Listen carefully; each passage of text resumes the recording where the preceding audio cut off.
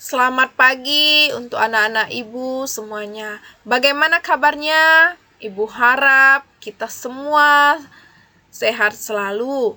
Nah, pada pagi hari ini kita akan memulai pembelajaran kita. Sebelum kita memulai pembelajaran kita pada pagi hari ini, kita awali dengan membuat tanda salib. Dalam nama Bapa dan Putra dan Roh Kudus. Amin. Prinsip Kedaulatan Negara Republik Indonesia. Silakan dibuka bukunya nak di halaman 61. Tujuan pembelajaran setelah mengikuti proses pembelajaran, peserta didik diharapkan dapat memahami ketentuan tentang prinsip kedaulatan negara Republik Indonesia. Prinsip Kedaulatan Negara Republik Indonesia tahun 1945. Adapun prinsip-prinsip kedaulatan negara Republik Indonesia, yang pertama, negara Indonesia adalah negara kesatuan yang berbentuk republik. Kedua, kedaulatan berada di tangan rakyat dan dilaksanakan menurut Undang-Undang Dasar. Ketiga, negara Indonesia adalah negara hukum. Keempat, presiden tidak dapat membekukan dan atau membubarkan DPR atau Dewan Perwakilan Rakyat. Nah, kelima, menteri-menteri itu diangkat dan diberhentikan oleh presiden. Keenam, MPR hanya dapat memberhentikan presiden dan atau wakil presiden dalam masa jabatan menurut Undang-Undang Dasar. Prinsip negara kedaulatan rakyat memiliki hubungan yang erat dengan makna demokrasi. Nah, kita bahas demokrasi. Demokrasi itu berasal dari kata demos dan kratein. Nah, demos berarti rakyat, kratein berarti pemerintahan. Secara harfiah, demokrasi memiliki pengertian pemerintahan rakyat. Nah, Abraham Lincoln itu mengartikan demokrasi sebagai pemerintahan dari rakyat, oleh rakyat, dan untuk rakyat. Jadi, dalam negara demokrasi, rakyat itu memiliki kekuasaan untuk mengatur pemerintahan atau kekuasaan ada di tangan rakyat. Hal ini sejalan dengan makna kedaulatan rakyat. Nah, sebelumnya kita sudah mengkaji mengenai teori-teori kedaulatan.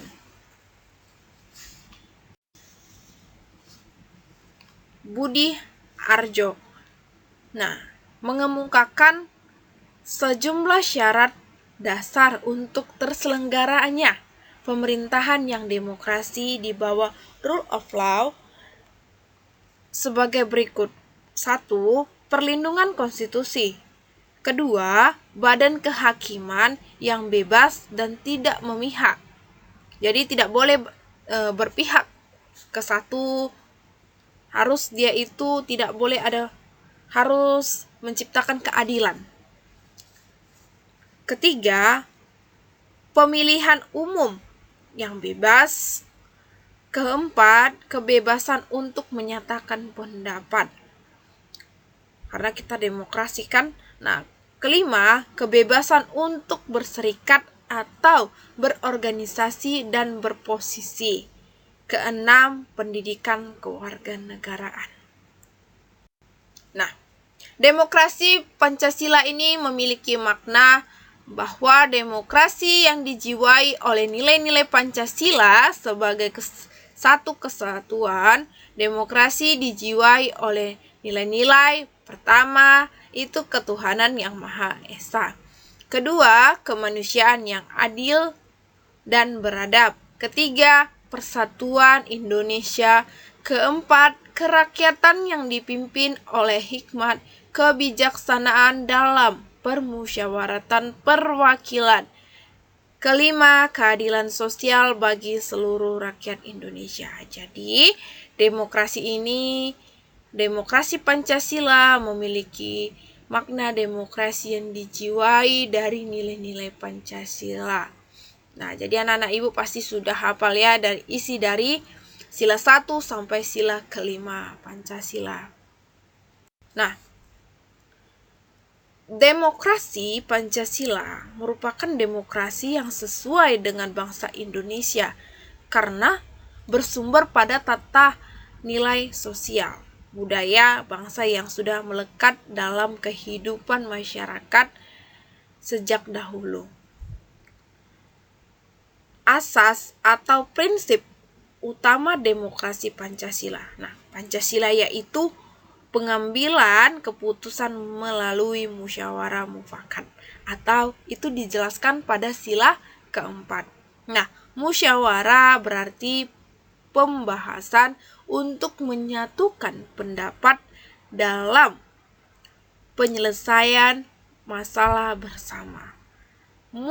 Mufakat adalah sesuatu yang telah disetujui sebagai keputusan berdasarkan kebulatan pendapat.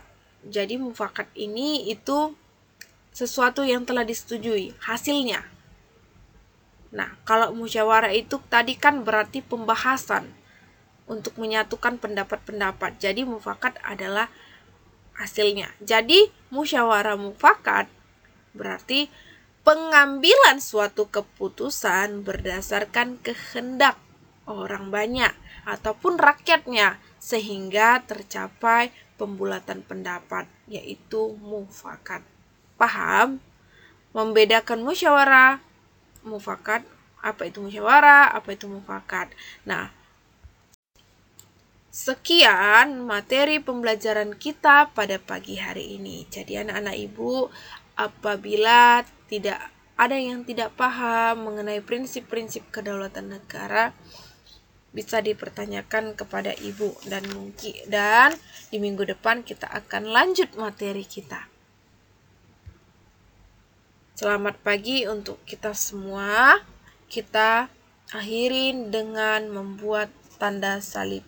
Dalam nama Bapa dan Putra dan Roh Kudus. Amin.